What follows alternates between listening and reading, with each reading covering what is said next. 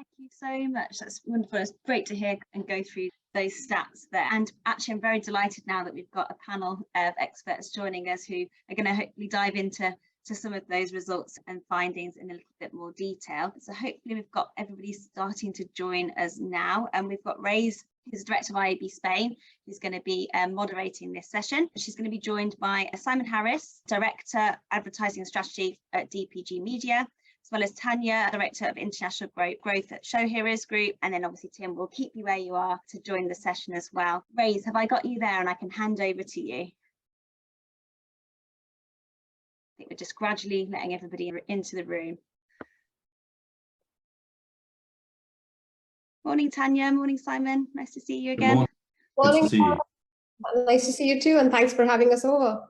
No problem. I think we're just waiting for Reyes, and then we should be good to go. I can see that Reyes is here on the screen now. So, Reyes, good morning, good afternoon. Happy to hand the session over to you.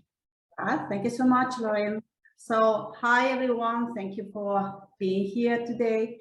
And after Tim's really interesting presentation, and I think it can be some questions coming from the audience, but also some questions from the experts that I'm gonna try to presume and put into the super extraordinary panel that we have today. Welcome, Tim, Tanya, and Simon. Hearing what Simon has been sharing, what statement or finding has resonated with you most, Tanya and Simon? Because I think Tim has given some kind of clues about what has really resonated more with him, but what are your thinkings? What are your thoughts? Whoever wants to start. Ladies first.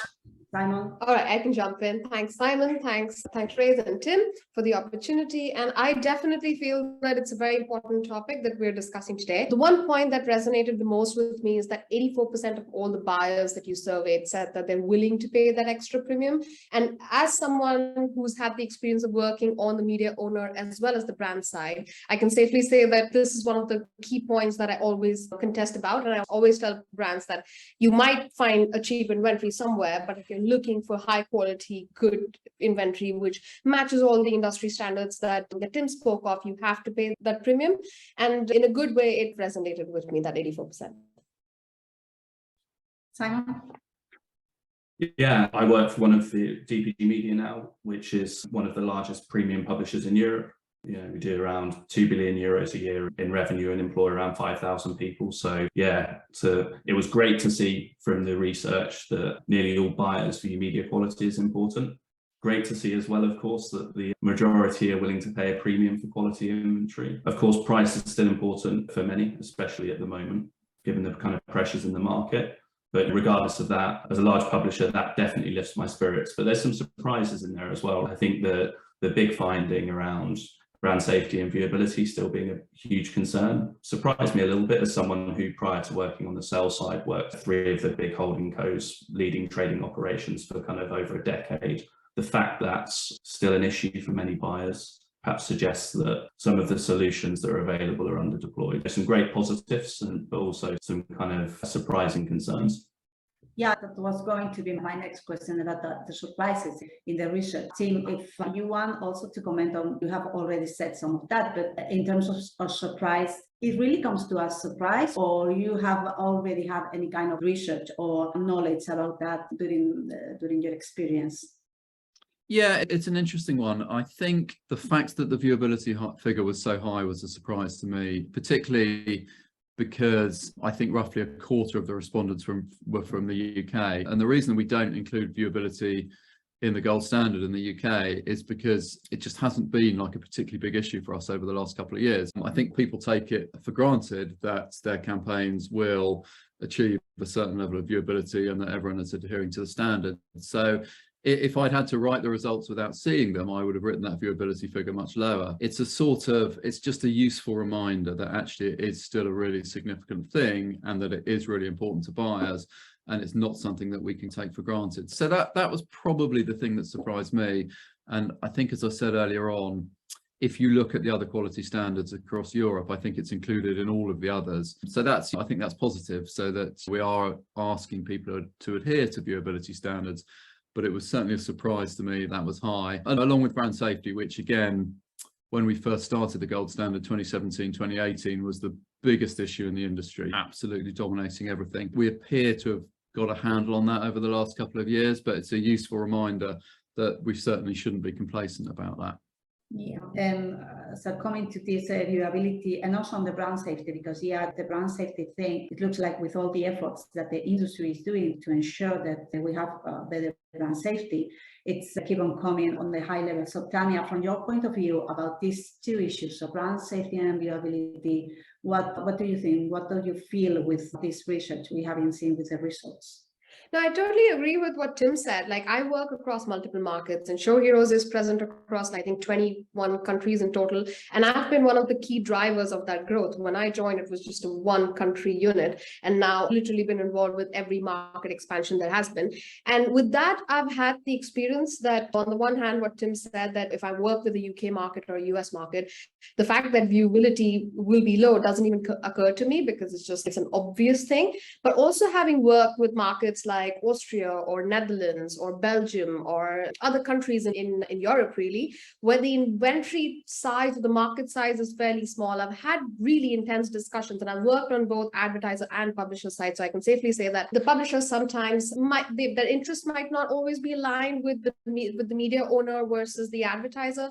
And the key really lies in making sure that everyone's aligned and meeting the industry benchmarks. Because I've had these discussions where in certain markets where a specific provider, let's say Switzerland, has a limited amount of inventory, and they're just focusing on filling that inventory and whoever's ready to buy that inventory. Now, whether that inventory comes at 50% viewability or whether that comes at 70% viewability, it's the luck of the advertiser and the work of the publisher as well as the media owner. Whereas on the other hand, I have like clients in the US and UK and publishers in that space where 70-80% is the minimum guaranteed, without which you'll obviously be taken off a media plan. So personally, I feel that I've been very lucky at ShowHeroes that one of the few things that I've not had to deal with is brand safety, because of the nature of the work that ShowHeroes does. We're like 99% brand safe across all IAS, double verify, all sorts of providers. But at the same time, I've seen discrepancies in viewability across the globe, regardless of what the media owner can do or what the advertiser wants versus what the publisher is offering, basically. Yeah. If we move into other areas that really were the buyer taking into account, they were talking about development of standards, and CTV, and this is no surprise for anyone, came out on top of, closely followed them by audio and digital out-of-home. So if we are focused on CTV now, what's happening there? What else needs to be done, as this is looking as some of the key focus for advertisers and then also for the agencies? Simon, if you want to get this one first.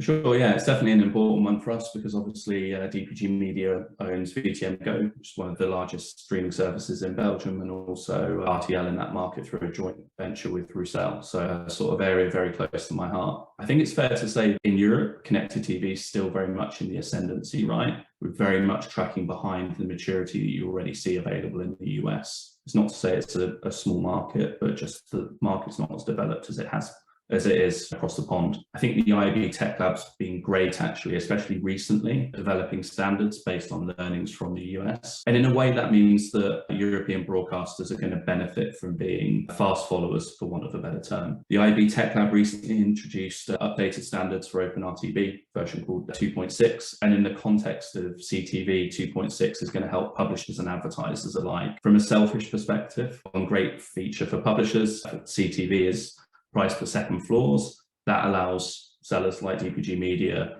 to set a floor rate for each second an ad runs. And that makes sure really that a broadcaster is going to receive the best possible price for their inventory, because of course we don't want to sell for the same floor price for a 15, a 30 or a 60-second ad slot. And that might not seem important at the moment, right? As I said, the European market's not as mature as in the US, and a lot of inventory is still sold direct or through programmatic guaranteed. But I think it's really going to stand the industry in good stead as more inventory becomes available through the open marketplaces. The kind of general market grows, not just in our markets, but across the whole of Western Europe. So I think we're definitely going to benefit from a lot of the good work that's happening in the US through the kind of tech lab.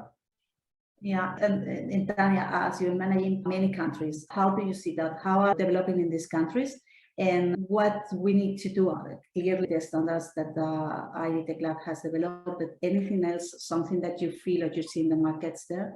Absolutely. So I totally agree with Simon that we're falling behind when it comes to, as Europe, we're falling behind versus the US. I see a lot more progress in the US market when it comes to the CTV landscape, a lot more options, a lot more like possibilities that a provider basically has as a media owner or a CTV owner. In Europe, I feel that it still needs like a lot of growth. I think countries like Germany, Italy, Spain, UK, let's say EU top 5, so to say, are pretty strong in the CTV space, but Eastern Europe's not. Eastern Europe is still growing. You will struggle to find the right inventory at the right price for the right audience and things like that. That's one of the key challenges. And honestly speaking, there are so many CTV providers coming up now. Like I feel CTV is where online video was maybe in 2010 or 2008 or something like that. So there's a lot of room for growth. There's no viewability tracking on CTV, which is important. Of course, there's a certain logic behind that. When you're sitting and watching a TV and when the ad is being served, it's 100% viewable, which is correct. But then from an advertiser's perspective, I've spoken to multiple buyers who need to be convinced of this fact. They're like, okay, I can track this on online video. Why can't I track this on CTV? It's all about education. So that's one. The other element I feel about CTV that's key is targeting, right? Of course, at the moment, you can target by publisher, or you can target by channels for that matter. You can maybe go ahead and add some extra overlays. But I was having this very interesting discussion with the global client just recently, where they wanted to apply keywords on CTV. And if you think about it, CTV doesn't have any keywords. And then how do you go ahead and tap into a certain audience set? That's why I think companies like ShowHeroes and a couple of others that exist in the CTV space are doing a good job in developing something called a semantic technology, semantic matching, which understands the content and the emotion behind the content and tries to deliver the ad in a similar environment or for a similar emotion or a similar audience for that matter. So there's a lot of room for growth in terms of targeting, in terms of availability, in terms of pricing as well. Then when a provider, whichever that might be, comes up to a media owner and says, hey, my price is X euros. And then on top of that, media owner needs to add, let's say, €1 on top or €2 to make their margin. And then the advertisers, but why is this €2 more expensive, without really understanding the full landscape? So that's been a challenge. There's definitely room for growth and education in this space. Yeah. And Tim, what are your feelings here? Yeah, so I think the fact that people are most interested in developing standards in CTV when we compare it to the other things we asked about, I think that just reflects the size of the opportunity within connected TV. So I think there's a lot of buzz, there's a lot of excitement about it. And the conversations we're having, so just speaking from a personal experience, when we developed the gold standard, we were very much thinking about sort of programmatic display. And so we have quite a few people that come to us and say, look, I'm in audio, we do gaming advertising, we do connected TV. We'd love to adhere to industry standards, but actually the stuff that you've developed makes it a little bit hard for us. It isn't necessarily appropriate for exactly what we're doing. So one of the things that we are doing in the UK is to try to broaden some of the gold standard criteria that we have, so we are able to accommodate people within connected TV, within audio, etc. Because the feedback that I get every day is actually we're really keen. We want to show the industry that we can do the right thing and that this market is maturing, and as it grows, we'll adhere to standards. And I suppose it's our job just to make sure that we accommodate those wishes so we can bring increased industry standards to connected TV, for example. Yeah, and then it was also audio and digital out of homes. At the end of the day, it's also this, you were commenting, big opportunities for the market that really the buyers are keen to go into them, but they need some security. Something you would like to add in this sense about audio and digital out of home, because there were also in the results of the research, I don't know, any one of you, anything that you will add to that? Yeah, I think, as Tim said, there's a massive opportunity, right, in audio and video. The markets are pretty nascent at the moment and standards are being established. But I think what's interesting as well is we think of standards in display as something that's static, but of course there's standards now that we're seeing come through around brand suitability is a really good example, right? Lots of buyers concerned still about brand safety, but GARM obviously now have a kind of framework for having some really nuanced debates around that. Something we've rolled out free of charge across all of our private auction deals. So the kind of standards for audio and video are very nascent, but I think it's a mistake to think about the standards for display as something that's static and fixed in time. Now that's a work in progress as well. So I think it's what keeps the industry interesting, right? The fact that it's not just audio and video that are developing and coming through, and we're being fast followers there. Also, the market for display and native is changing a lot as well and becoming meaningfully better for buyers as well. So that's what kind of gets me up in the morning. We have a question coming from the audience that I think you guys that has also expertise in the US market, Tanya, for example, they're asking about the increasing action under the VPA, the Video Privacy Protection Act, which prohibits the sharing of PII with audiovisual viewing in the US growth in the CTV space, something that I really was not aware. I don't know if you know it or is something absolutely new for you, Tanya. I've definitely heard about it, and that's definitely been in discussion, at least within ShowHeroes, especially looking at the US landscape. And personally, I do agree that it would hamper the growth in the short run, because obviously everyone's trying to adapt, everyone's trying to understand what this means for them, what can be shared, what can't be shared, what's the extent to which is it US publishers only limited to the US.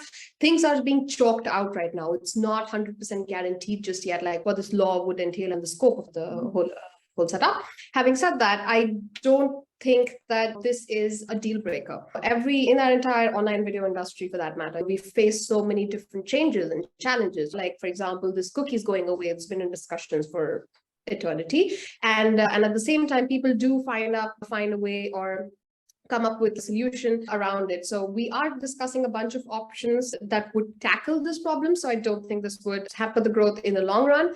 In the next 3 to 6 months, maybe, but then it's not going to kill the CTV space. Okay, thank you. Thank you for that. Finally, I think we are very well on time. We can take any other questions from the audience.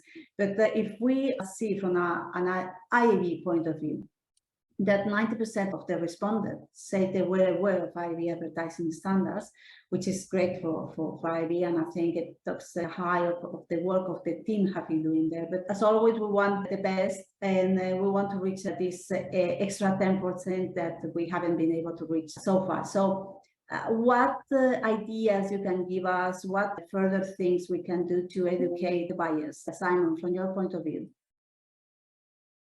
Yeah, so actually, I think the IAB as a group of organisations does very well already. I think that 90% should definitely be seen as a success, always kind of glass very half. I think as for the other 10%, standards aren't always going to be front of mind for everyone. If you're a direct response buyer running cost per install campaigns, standards might not be a front of mind. If you're an agency planner, standards may not be what's in the latest Open RTB spec that we talked about earlier in the context of CTV. Might not be front of mind. Yeah, I think that the IAB does a great job at a local level, educating the industry. I think the IAB Europe does a fantastic job with research, and I'm not just saying that. I think it's also great to see that being pushed out through social channels.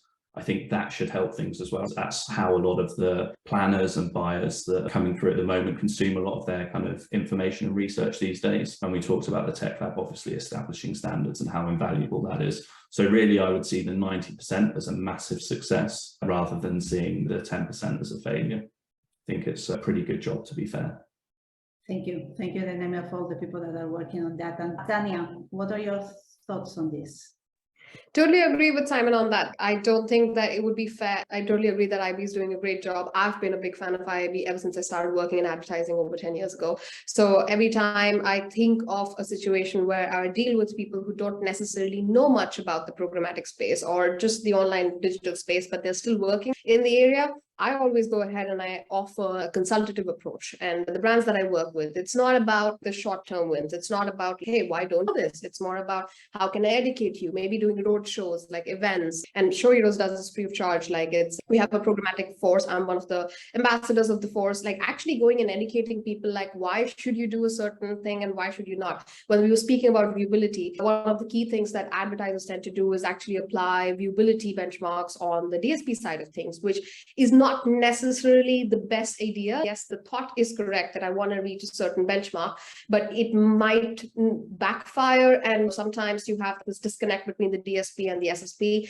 and the media provider for that matter. So you've set a 70% benchmark, you've set certain content labels and whatnot that you want to reach. let's say on Google, which might not be in tandem with, let's say, a Trade Desk or a Smart Ad Server or a Xandr, which are completely different systems and completely differently defined. And hence, you might not end up tapping into your right audience or maximize the potential, basically. So the whole idea should be go on these road shows, educate people, let them know what based of your experience, and hopefully these 10% of the population would also come around.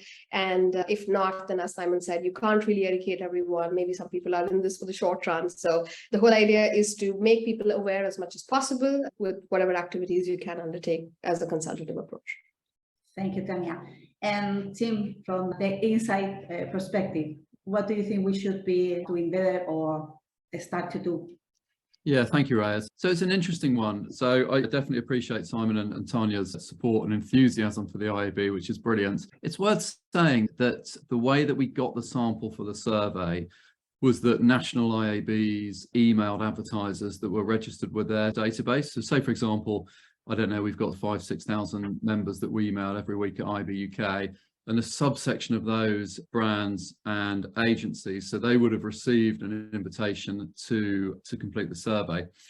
So to some extent, we were surveying people that already had a relationship with the IAB. So I would expect that figure to be pretty high. If you did another survey, which obviously would be really costly, and you look for a representative sample across 20 European countries of brands and agencies, I would expect that figure to be a bit lower, because to some extent we're already asking people that were engaged with the IAB. So from my point of view, yes, the 90% figure is brilliant, but we still have more work to do. I'd love that figure to be 100 amongst people that knew the IAB already. And I think one of the interesting questions for the industry is, when you're talking about standards, how much carrot do you use and how much sort of stick? So how much do you say, look, this is brilliant because if you're dealing with a company, a supplier that adheres to standards, you're going to get a high quality guaranteed experience? Or do you want to say, wow, if you're buying on the open web and you don't know where your ad's going, then there are risks associated with that? And which of those two mechanisms is best at encouraging people to embrace industry standards and to increase awareness? So that's a constant thing that we talk about. But yes, the 90% figure is high, but we've still got more work to do. Yeah, definitely, I agree with you. So we are coming to the end of the panel. So anything you want to add, something that you think we haven't touched and it's interesting, go ahead, please. Simon, Tanya, Tim. Yes, I'll go first, because I thought Simon made a really good point about brand safety and brand suitability. So I think probably, brand safety means something different in 2022 than it meant in 2017. For example, when we had the front page of the Times in the UK about advertisers appearing on jihadi videos, then it was a very sort of black and white. We don't want to be by this content because it isn't brand safe. And now with lots of editorial coverage on COVID and so forth, I think people are very sensitive, and it's as much about suitability as it is about that sort of black and white safety. So I suppose the important thing is, as an industry, we develop and we listen to those sort of more nuanced arguments, and we're able to think about brand safety in a different way than the way that we might have thought about it 5 years or so.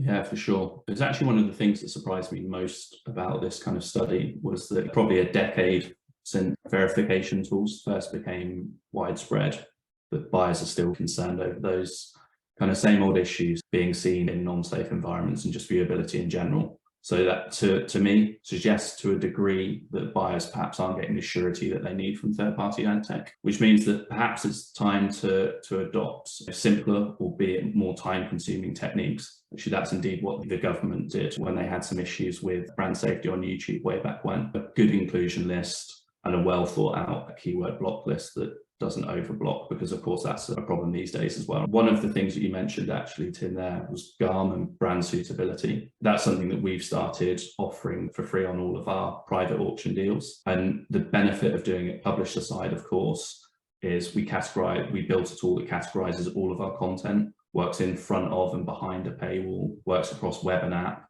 And all of our content's categorized as opposed to some of the web's content, which is sometimes a problem and where things slip through the net with kind of third-party ad tech. I think it's a combination in terms of managing brand suitability well, between doing the basics well, inclusion lists, thought out block lists, and perhaps what's new is old, working slightly closer with publishers again around things like brand suitability, where those tools exist. It's doable now. And yeah, as I said, a good example of the movable feast that's our industry. Things are constantly evolving, whether that's standards for CTV or display and native. Mm-hmm. Thank you. Just one thing to add to that, totally agree with what Tim and Simon said. However, also there would be a definite need to leave some room for adjustments, because I personally had clients during COVID times who were completely shying away from the topic. But on the other hand, like the way ShowHeroes works is that it builds out content based on the campaign that's running, very tailored to the campaign. And I actually had requests coming in saying, hey, we want to be shown around COVID related content pieces. That kind of course, it was not a great time for the entire world, but in general, there were a lot of people searching for like how to keep themselves safe from the whole situation. And I actually had some advertisers who came up to me and they said they were like disinfectant advertisers or advertisers that were tech related, and they were actually focusing on audiences that are looking or searching for the right equipment for their home. So it's just a matter of, I would say 90% of the times, the brand safety guidelines that we will set up in across the industry would work, but maybe 10% of the times there would be need to tweak that based on the situation, based on the setup.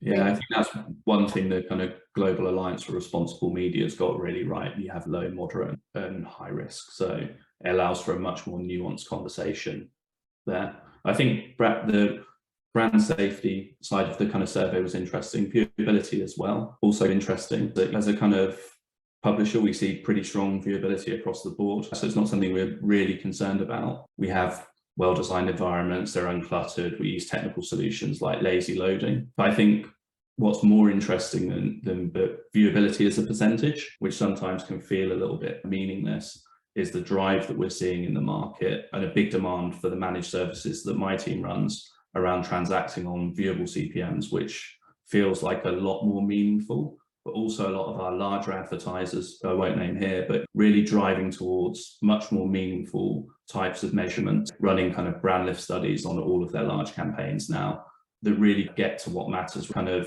advertisers rightly want to get the best bang for their buck, especially at the moment when the market's fairly tough, and ensuring ads are seen as a starting point, but really getting to measuring what matters, whether that's a lift in awareness, favorability, or even purchase intent. So that's the other kind of trend alongside transacting on a viewable CPM that we're seeing there. And I think the good thing about that is you're measuring or our advertising partners are measuring what matters, but also they're using tools that use things like local storage rather than third-party cookies. So not only are they getting to what really counts beyond the kind of percentage viewability, but they're also taking those first steps to future-proof their measurement as the privacy sandbox rolls out. And over the next kind of couple of years, we see the kind of third-party cookie disappearing in Chrome at last. Yeah, I think that's a kind of interesting trend, like viewable CPMs as opposed to percentage viewabilities, buying on media outcomes and then measuring what matters. So it'll be interesting to see how and if standards there develop as well. Thank you, Simon. I'm seeing this is for you, ladies. Will this session be available for watch? So it's being recorded, where they can find it? Yes, definitely. So we're recording the whole event today, and we'll be sharing a wrap up in the kind of coming days where everyone will be able to access the individual sessions on demand. So yeah, the content will be available beyond the event today.